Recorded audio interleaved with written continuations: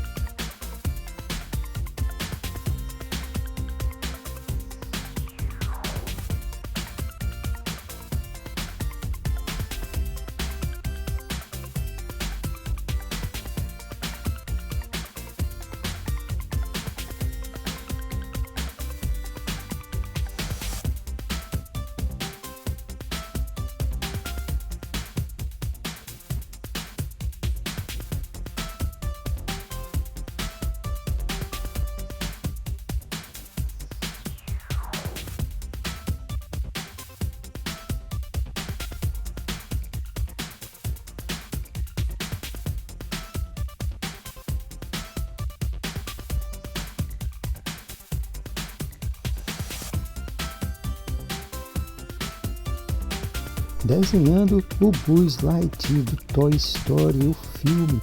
Olha que legal, eu já estou fazendo a parte dos braços.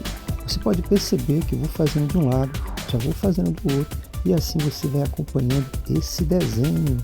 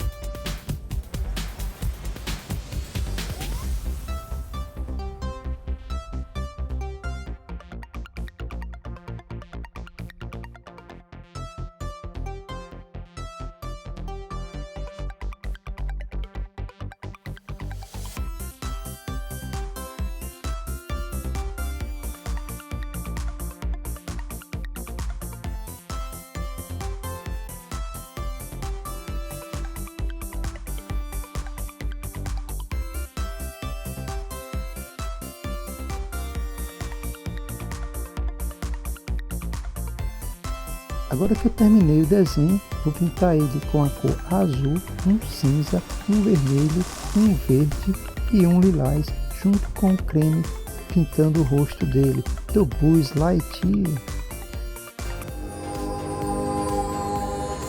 Convido você a conhecer a playlist do nosso canal, como também as nossas redes sociais que está aqui embaixo. Peço a você que deixe aí o seu gostei no vídeo, se não for inscrito, se inscreva. E olha aqui uma prévia de quantos desenhos eu já fiz com você no canal.